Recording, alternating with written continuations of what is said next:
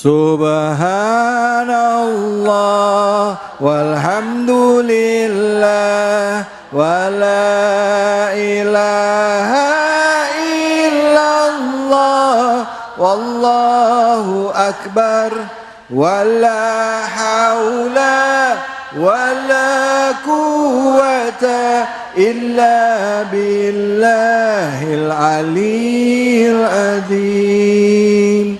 Subhanallah walhamdulillah wala ilaha illallah Allahu akbar wala haula wala quwwata illa billahil aliyyil azim. Sallu ala Nabi Muhammad.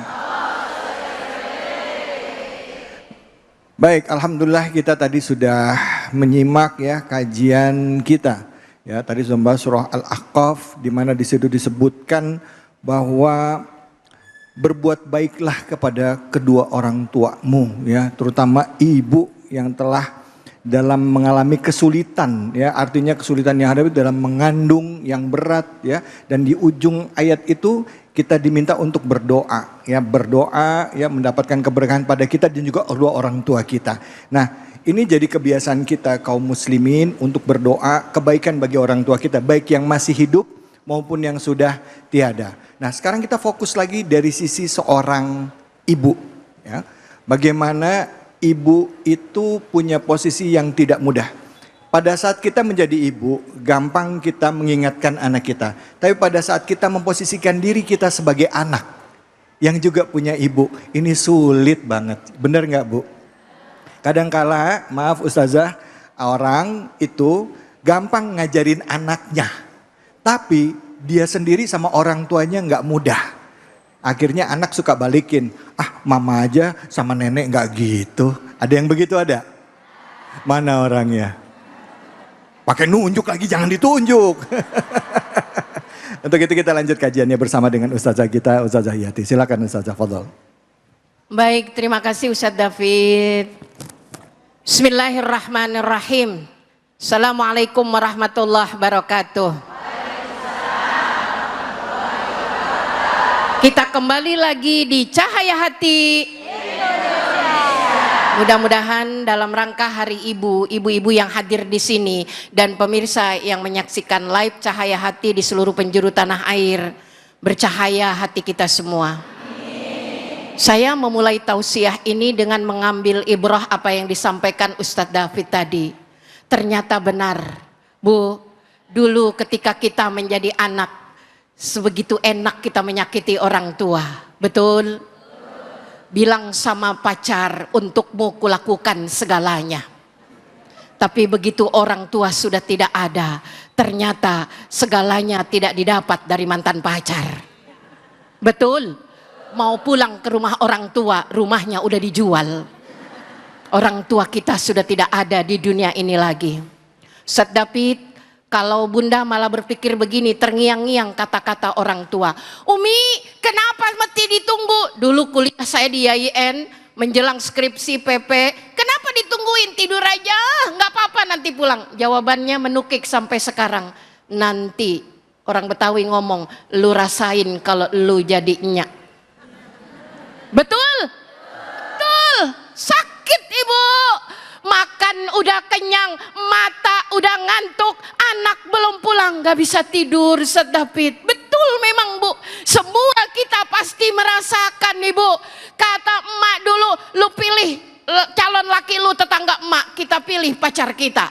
Sekarang kita pulang ke rumah emak, emak bilang apa? Makan pencarian lu. Bu, bener gak kata emak? Makanya kalau punya pilihan, malu sama diri, pertahankan. Sekarang kita lanjutkan nih Bu. Cahaya hati menebar kalam Allah supaya menukik hati. Saya lanjutkan ayat yang tadi belum selesai Bu. Di ayat ke-14-nya, ulaika ashabul jannah. Mudah-mudahan kita termasuk ashab. Bu, ashab itu adalah calon-calon nih Bu, yang kelak akan mendapat kebaikan. Ketika tadi ada pertanyaan, bagaimana Ustazah kalau kesabaran kita saat ini belum berbuah manis, kalau rasa luka-luka yang tak berdarah ini kita rasakan sendiri Ibu. Allah Maha tahu betapa derita itu bertubi-tubi. Kalau di dalam surah Al-Isra ayat 23, fala taqul lahuma uffin, sama halnya kalimat Allah sampaikan lagi di dalam surah Al-Ahqaf ayat 17. Walladzina qala liwalidayhi uffil lakuma. Ibu, kata-kata dalam tafsir Wahbah Juhaili dikatakan Bu, kalimat itu adalah pancaran emosi yang tertekan. Biasanya anak-anak kalau lagi kesel sama kita, ya nanti mak ngomongnya begitu, tapi uratnya agak keluar. Mak cerewet amat, mak nanti mak, itu Ibu. Bukan kata-kata mak kasar memang, tapi kalimat itu adalah pembangkangan yang diramu dengan kata-kata halus Ibu. Itu saja tidak boleh dalam Al-Quran Ibu. Allah memerintahkan dalam surah Al-Isra berkait dengan peristiwa dan ayat ini namanya tafsir ayah bil ayah, ayat dengan ayat. Apa kata Allah dalam surah Al-Isra Ibu? Wa qada rabbuka alla ta'budu illa iya Allah wabil walidaini ihsana. Ihsan kepada orang tua, jangan ampe nggak ihsan. Maknal ihsan, memberi Bu, lebih dari apa yang dia terima, ngambil kurang dari apa jatah yang seharusnya dia ambil. Siapa yang punya sifat kayak gitu? Orang tua. Kalimat ihsan harusnya apa Bu? Bu, anaknya udah banyak yang nikah, punya rumahnya dibeliin orang tua, tapi begitu kita ke rumahnya kuncinya dia bawa. Kita udah kayak tamu Ibu. Begitu kita nginep, kalau menurut perintah Allah dalam kata-kata ihsan, harusnya begitu kita nginep di rumah anak ngomong begini, anak laki-laki kita ngomong nih, kayak Ustadz David Soleh begini Bu. Bu, anak kita harus yang laki begini, emak mau nginep, iya. Anak laki ngomong, emak mau tidur di kamar yang mana? Itu ihsan. Kalau emaknya ngomong begini, emak maunya tidur di kamar eluh, AC-nya adem, kamarnya ngablak. Maka anak laki-laki harus ngebetot bininya keluar. Bininya bingung dibetot, mau kemana bang? Kita tidur di kamar tamu. Kata bininya, lah ngapa bang? Emak pengennya tidur di kamar kita. Tuh mantu wajib nurut apa kata lakinya, kita tidur di kamar anak. Ihsan tuh Bu. Tapi saya yakin khususnya di pasar Minggu nggak ada ibu-ibu kayak begitu. Begitu nginep di rumah anak nawarin, emak mau tidur di kamar mana? Jawabannya, emak mau tidur sama cucu. Betul Bu? Itulah ibu tahu diri banget Ibu.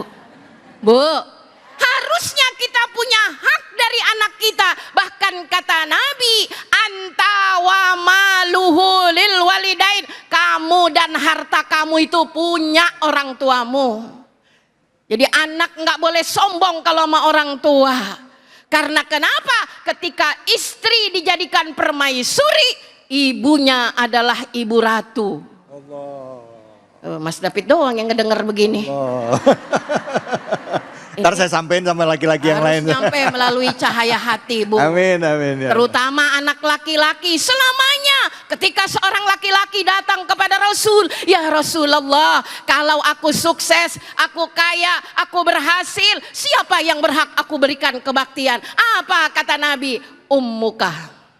Apa kata Nabi? Summaman ya Rasul, ummuka. Summaman ya Rasul, ummuka. Jadi Ustadz David, kebaktiannya yang 3, bukan ibunya 3. Iya. Iya. Baktiannya yang 3. Ummuka, summa abuka. Yang pertama, kenapa ummuka? Kau tidak akan mampu membalas derita ibumu ketika mengandung. Yang kedua, kau tidak akan membalas jasa ibumu ketika menyusui, melahirkan. Yang ketiga, kau tidak akan mampu membalas jasa ibumu menyusui dan mengasuhmu di trimester pertama. Begitulah penghargaan Allah pada ibu-ibu. Mudah-mudahan anak-anak pada ngedengar semua. Wallahu a'lam bishawab. Masya Allah, Bu. Dan juga seluruh pemirsa iNews dimanapun saja Anda berada. Ini renungan bukan hanya untuk ibu-ibu tapi buat kita juga ini ya.